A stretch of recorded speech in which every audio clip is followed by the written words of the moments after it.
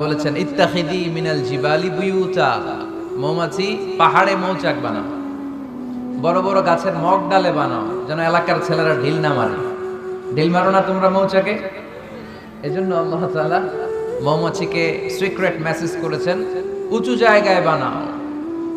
আর flower nectar, পুষ্পরস সংগ্রহ করো, আশেপাশে যত ফ্লাওয়ার নেক্টার আছে সংগ্রহ করে ওখানে রাখো। মধু এত ভালো কেন? এর কারণ মৌমাছি ফুলের রস, ফলের রস, বনাজি গাছ থেকে রস, ঔষধি গাছ থেকে, হার্বাল গাছ থেকে রস সংগ্রহ করে বিদায় মধুকে এত সমৃদ্ধ করে দিয়েছে কে? এখন মধু শুধু মানুষ খায় না, গায়েও লাগায়। বিউটি কেয়ার, এখানে বিউটি পার্লার আছে নাকি? বিউটি পার্লারেও কিন্তু সৌন্দর্য বর্ধনের জন্য এই মধু ইউজ করে। আবার মধুর মধ্যে একটা ন্যাচারাল লিকুইড আছে, এটার নাম প্রপিলিস। এটা হচ্ছে ন্যাচারাল অ্যান্টিসেপটিক। কাটা জায়গায় মধু লাগাই দিলে ঘা তাড়াতাড়ি শুকায় যায়। সুবহানাল্লাহ কইতে পারলেন না? দ্বিতীয় বিশ্বযুদ্ধে তখন তো এত অ্যান্টিসেপটিক মলম আবিষ্কার হয় না, তো তখন আহত যোদ্ধাদেরকে তাদের ঘা সারাবার জন্য তারা ওই ঘায়ের জায়গায় মধু লাগাই দিত। ন্যাচারাল অ্যান্টিসেপটিক প্রপিলিস, লাগাতে দেরি ভালো হইতে দেরি। আবার অনেক মুরব্বীদের বাতের ব্যথা আছে না নাই? এই বাতের ব্যথা যে এখানে, ওইখানে যদি মৌমাছি কামড়ায় দেয় ব্যথা ভালো হয়ে যাবে।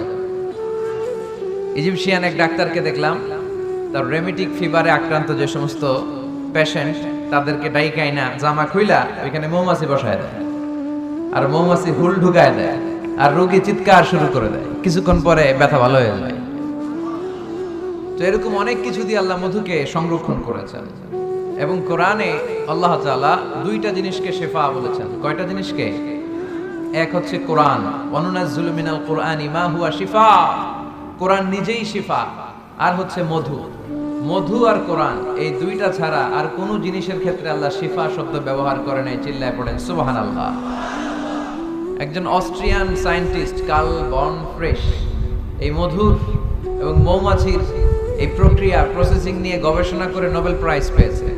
সে একটা বই লিখেছে, দ্য ডান্সিং বিজ, কেমন করে মৌমাছি মৌচাক বাঁধে এইখানে আর পুষ্পরস সংগ্রহ করতে যায় 5 মাইল 6 মাইল দূরে, আবার রাস্তাটা চিনে ইলেকট্রোম্যাগনেটিক পাওয়ারের মাধ্যমে আবার ওই মৌমাছির ওই মৌচাকে ফিরে আসে। এই বিশাল পথ পাড়ি দিয়ে যে আসে আর যায়, এই মৌমাছির রাস্তাটা চিনাই দিল কে? আসল কারিগরটা কে? আল্লাহ। এবং তিনি গবেষণা করে পেয়েছেন আমাদের পেটের ভেতরে পাকস্থলী একটা, কিন্তু মৌমাছির ভেতরে পাকস্থলী দুইটা। সে মধু সংগ্রহ করে ওইটা এনে মৌচাকে রেখে দেয়, মধু সংগ্রহ করে ওটা খেয়ে ফেলে, খেয়ে একটা স্পেশাল স্টোমাকের মধ্যে এক ধরনের এনজাইম আছে, পাচক রস দিয়ে এটাকে সমৃদ্ধ করে। তারপর একটা টিউব আছে, এটা দিয়েছে, ওই টিউব দিয়ে মৌচাকের বাসার মধ্যে ঢুকায় দিয়ে আসে। আমরা তালুর মধ্যে ফেলি আর জিব্বা দিয়ে খাই। সুবহানাল্লাহ নাই, খাওয়ার পরে আলহামদুলিল্লাহ নাই। আহা, এই যে পুরো প্রক্রিয়াটা, এটা আল্লাহ সিক্রেট মেসেজের মাধ্যমে মৌমাছিকে জানিয়ে দিয়েছে। আর আল্লাহ বলেছে ইত্তাখিদি মিনাল জিবালি বুয়ুতা। উলামায়ে কেরাম যারা আছেন তারা জানেন ইত্তাখিদি শব্দটা মুয়ান্নাস, নারীর জন্য ব্যবহার হয়, আর পুরুষের জন্য ব্যবহার হয় ইত্তাখিদ। আল্লাহ ইত্তাখিদ ব্যবহার করেননি, আল্লাহ ব্যবহার করেছেন ইত্তাখিদি। তার মানে নারী মৌমাছিকে অর্ডার করেছেন। এই কার্ল বন ফ্রিশ অস্ট্রিয়ান সায়েন্টিস্ট, উনি অনেক গবেষণা করে দেখলেন একটা মৌচাকের ভেতরে অন অ্যান অ্যাভারেজ 60,000 মৌমাছি থাকে। এই পুরো মধু আহরণ আর প্রিজার্ভেশনের কাজটা যেই মৌমাছিটা সংরক্ষণ করে, এটা পুরুষ মৌমাছি নয়, এটা নারী মৌমাছি। পড়েন সুবহানাল্লাহ। তার মানে সায়েন্স যা বলছে সেটার সাথে কোরআনের মিল আছে না নাই? যদি কোনো কিছু অমিল থাকে, সায়েন্সের ওয়েট করতে হবে। কি করতে হবে? Science should wait until they get their final and the latest invention and discoveries.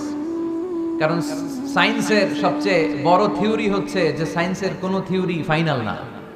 কথা বুঝতে পেরেছেন? সায়েন্সের সবচেয়ে বড় থিওরি কি? যে সায়েন্সের কোনো থিওরি ফাইনাল না। কিন্তু কোরআনের থিওরি হচ্ছে কোরআন যেটাই বলেছে সেটাই ফাইনাল। চিল্লায় বলি ঠিক কি না?